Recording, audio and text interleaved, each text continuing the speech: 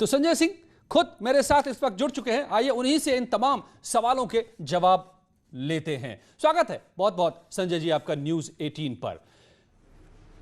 ये दिल्ली में दोबारा फतह के बाद अब तैयारी है देश के सबसे बड़े सूबे यूपी और उससे सटे उत्तराखंड में। संजय जी आपको आवाज मिल रही है?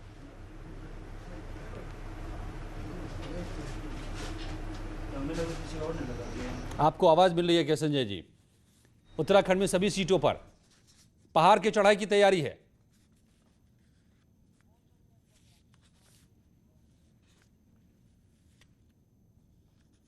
तो उत्तराखंड की सभी 70 सीटों पर चुनाव लड़ने की तैयारी है, घोषणा कर दी गई है। सर्वे के बाद उत्तराखंड में चुनाव लड़ने का यह फैसला लिया गया है। आम आदमी पार्टी ने सर्वे बाकायदा कराया और जैसा कि दावा है आम आदमी पार्टी का कि 60% से ज्यादा लोगों ने कहा कि चुनाव लड़ना चाहिए और इसके बाद अब सभी सीटों पर चुनाव लड़ने का फैसला है।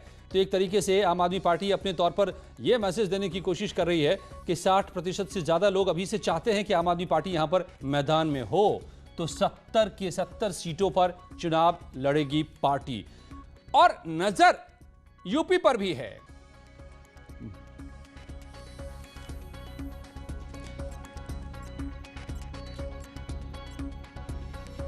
संजय सिंह जी जुड़ गए हैं मेरे साथ। क्या संजय जी नमस्कार, स्वागत है आपका न्यूज़ 18 पर।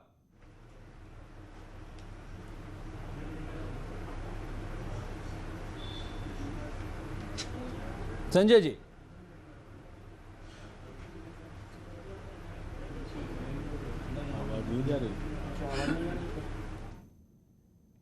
लगता है कोई तकनीकी खराबी बार बार आ रही है। बारिश के मौसम में कुछ ज्यादा ही होती है ये, या फिर ये पहाड़ पर अड़चनें ज़्यादा हैं। बहुत इन दिनों बारिश हो रही है पहाड़ों में और वहीं चढ़ाई की तैयारी है अब आम आदमी पार्टी की, संजय सिंह की। सभी सीटों पर चुनाव लड़ने की घोषणा कर चुके हैं। तो क्या ये बारिश की दिक्कतें पहाड़ में आएंगी, राजनीति के मैदान में भी? संजय जी 70 की 70 सीटों पर तो राजधानी पर दोबारा कब्जे के बाद अब सीधे हिमालय की यात्रा, पहाड़ पर चढ़ाई।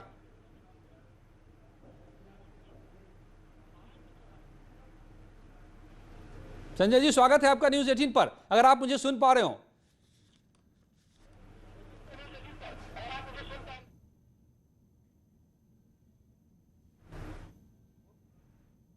जी संजय सिंह जी नमस्कार, स्वागत है आपका न्यूज़ 18 पर। अगर आप सुन पा रहे हो। जी नमस्कार। ये आपका ईयरफोन जो था इससे आवाज़ नहीं आ रही, अब आपकी आवाज़ आ रही। जी बताएं। शुक्र है, चलिए हमारी आवाज़ आप तक पहुंच गई, मगर आपकी आवाज़ पहाड़ की जनता भी सुन लेगी, क्योंकि दिल्ली पर दोबारा फतह के बाद सीधे अब हिमालय पर फतह की तैयारी शुरू कर दी है आपने, पहाड़ की चढ़ाई।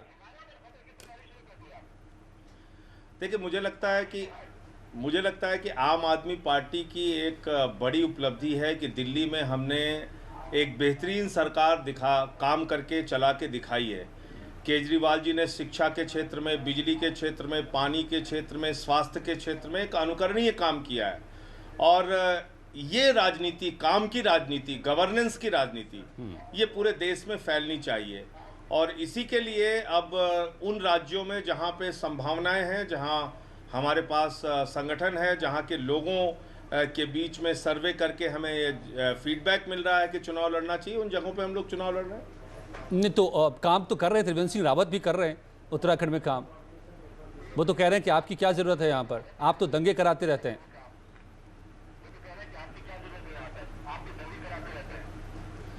देखिए दंगे कराने के लिए तो घोषित रूप से एक पार्टी है भारतीय जनता पार्टी। हम लोग दंगे फसाद नफरत की राजनीति में यकीन नहीं रखते। और जहां तक आम आदमी पार्टी का प्रश्न है, आंदोलन के कोख से जन्मी हुई पार्टी है आम आदमी पार्टी। और आपको याद होगा कि हिंदुस्तान की आज़ादी के बाद सबसे बड़ा अहिंसक आंदोलन अन्ना जी का आंदोलन था, जो केजरीवाल जी ने और अन्ना जी ने और बाकी देश के लाखों लोगों ने मिलकर चलाया।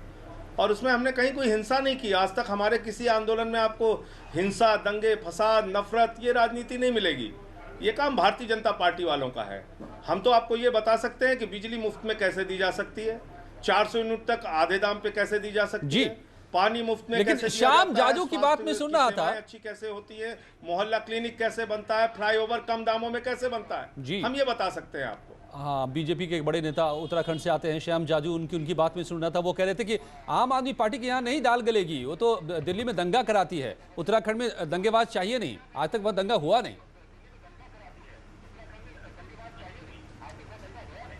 अच्छा, आप मुझे बताइए जरा कि सबसे ज्यादा हेट स्पीच फेसबुक पे किसकी देखी गई?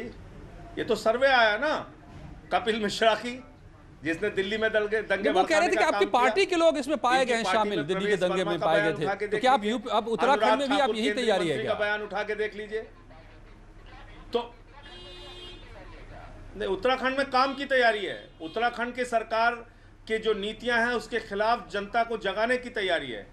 दिल्ली में हमने कैसे बिजली फ्री, पानी फ्री, शिक्षा फ्री, स्वास्थ्य फ्री, कैसे हमने जनता के हित में काम करके दिखाया, ये बताने की कार्रवाई है। लेकिन त्रिवेंद्र सिंह रावत शानदार काम कर रहे हैं उत्तराखंड में, पहाड़ों में विकास को लेकर वो जा रहे हैं, और हम कहते हैं बेघर बेदर लोगों को आबाद करो। ये हमारी राजनीति का हिस्सा है। संजय जी, त्रिवेंद्र सिंह रावत शानदार काम कर रहे हैं पहाड़ों में, तो फिर आपकी क्या जरूरत है?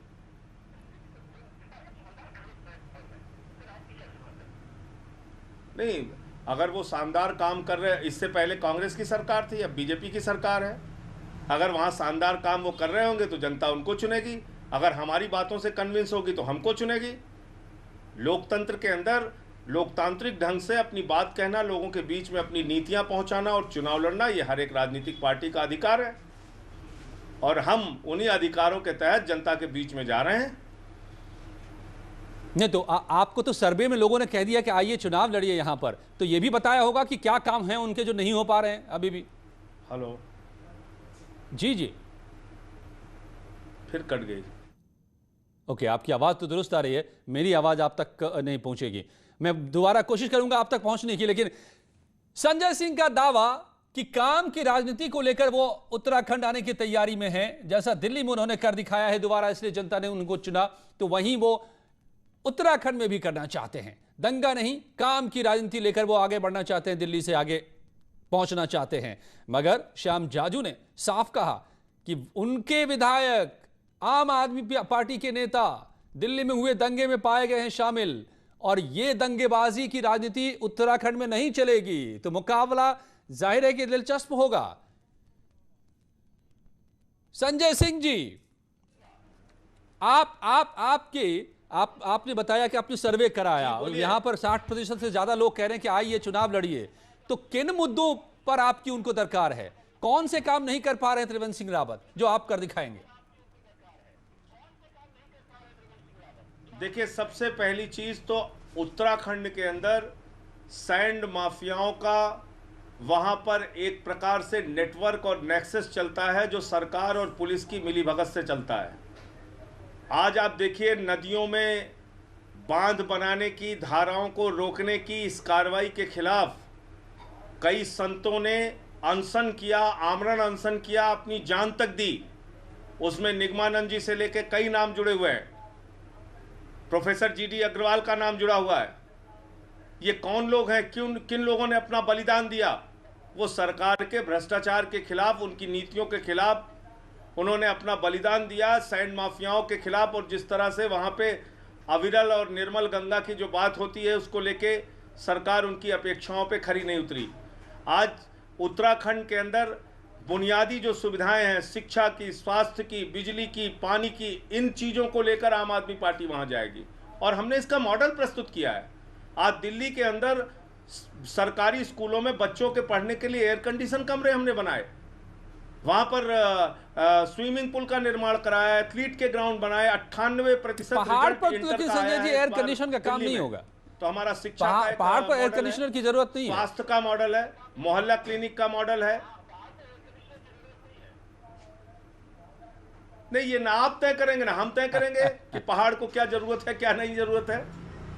ये तो पहाड़ की जनता तय पहाड़ में करेगी तो ना किस चीज की ठंडक उनको होती है जरूरत ना। है, नहीं जरूरत है। मैं कह रहा हूँ कि पहाड़ में तो ठंडक होती है, उनको वहां अच्छे एयर स्वास्थ्य कंडीशनर की जरूरत जरूरत है कहाँ कि होती नहीं, है? उनको अच्छी शिक्षा की जरूरत है कि नहीं, उनको मुफ्त बिजली की जरूरत है कि नहीं, उनको पानी की जरूरत है कि नहीं, ये तो वहां की जनता तय करेगी। हम तो मुद्दे लेके जाएंगे उनके बीच में, हम नहीं, अपने गवर्नेंस के मॉडल की चर्चा बिल्कुल, करेंगे संजय दिल्ली सिंह। में जो हमने करके दिखाया है।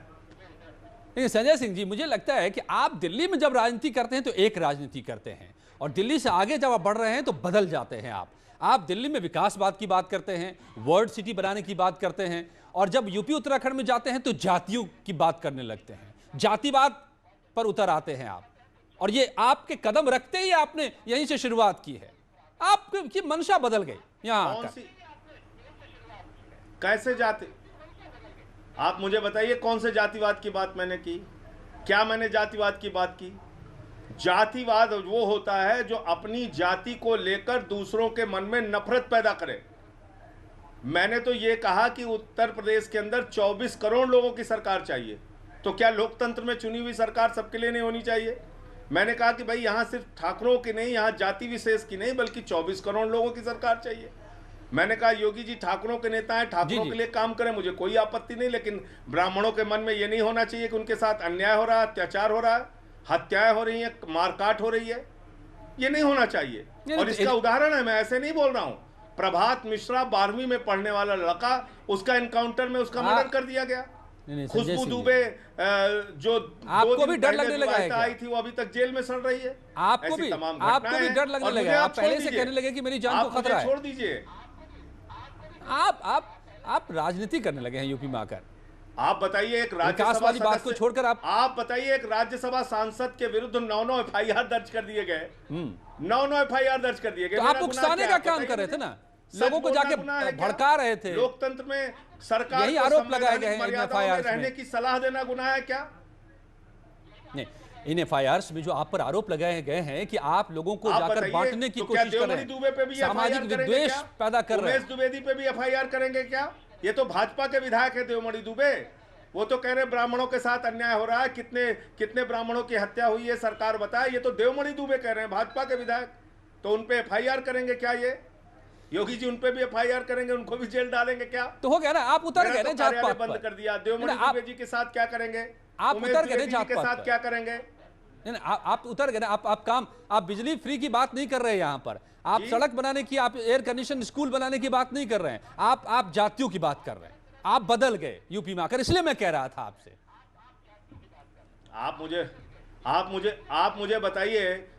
मुझे बताइए अगर 8 पुलिस वालों की हत्या होगी, विक्रम जोशी पत्रकार की हत्या होगी, संजीत यादव का अपहरण होगा, हत्या होगी, ब्रजेश पाल का अपहरण होगा, हत्या होगी, लखीमपुर खीरी में एक बच्ची का अपहरण होगा, रेप होगा, फिर हत्या होगी, इन सारे तो ये अपराध है, ये अपराध है, और अपराधियों की कोई जाति नहीं होती है संजय सिंह जी। जातिवादी मुद्दे हो गए, ये सब अपराध है, अपराधियों की कोई जाति नहीं होती है। चलिए मैं आप मुझे ये बता दीजिए, अगर आपका एजेंडा दिखाई दे रहा है यूपी के लिए क्या एजेंडा है, मगर ये बता दीजिए। प्रभात मिश्रा का नाम लिया, आप उसका उदाहरण, आप प्रभात मिश्रा के बारे में बताइए कितना क्राइम किया था उसने। अच्छा ठीक है, अच्छा मुझे ये बताइए चैनल पे, अच्छा ये बताइए प्रभात मिश्रा ने कितनी हत्या की थी, आप क्या 2022 में पढ़ने वाला लड़का क्यों मार दिया गया, आप बताइए मुझे अपने चैनल पे। अच्छा ठीक है, मुझे ये बताइए कि 2022 में कितनी सीटों पर यूपी में आप चुनाव लड़ेंगे?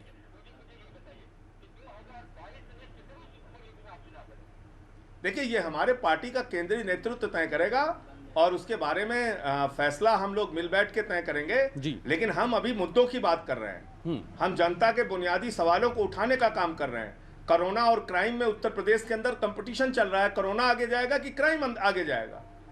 टीम 11 आपने बना दी योगी जी, उसमें ना एक डॉक्टर है, ना एक्सपर्ट है, ना स्वास्थ्य मंत्री है, ना विपक्ष का कोई नेता है। आपका प्रमुख सचिव बैठ के कोरोना जैसे गंभीर मीटिंग में वीडियो गेम खेल रहा है एसपी गोयल। आप मुझे बताइए, ये आप कोरोना से लड़ने की तैयारी कर रहे हैं? नहीं, यहाँ तो सबसे ज्यादा विकास और क्राइम को खत्म करके विकास को आगे बढ़ाने वाली सरकार चल रही है। की सरकार का ये उदाहरण दिया जा रहा है पूरे देश में।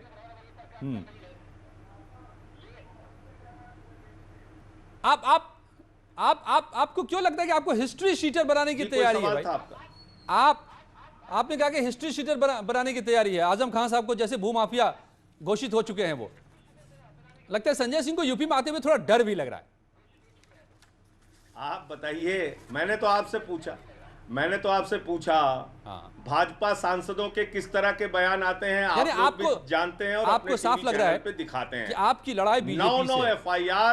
9 एफआईआर 9 दिन में 9 एफआईआर करना एक सांसद के खिलाफ। अच्छा, आप मुझे बताइए, हिस्ट्री शीटर बनाने की कार्रवाई है कि नहीं है? ये चलिए तो साफ कार्यालय है। हमारा बंद कराने की चाणक्य- कार्रवाई, ये हमारी आवाज को दबाने की कोशिश है कि नहीं है? चलिए संजय सिंह जी, तो जो आपको हाल के दिनों में चाणक्य कहा जाने लगा है, दिल्ली में दोबारा फतह आपने किया, अब सबसे बड़े सूबे पर भी नजर है, यूपी पर और उत्तराखंड पर भी, और यहां पर की क्या योजना है उसकी तस्वीर एक बनती दिखाई दे रही है। जो आप ने जिस तरीके से विधानसभा में पहुंचे, आप जिन जिन मुद्दों को आप उठा रहे हैं, और उत्तराखंड में जो तैयारी दिखाई दे रही है, हमें देखना होगा कि जनता किन मुद्दों के बल पर आप पर कितनी तरजीह देती है। धन्यवाद आपका न्यूज़ 18 से बात करने के लिए। रुकते हैं, लौटते हैं कुछ ही पलों में।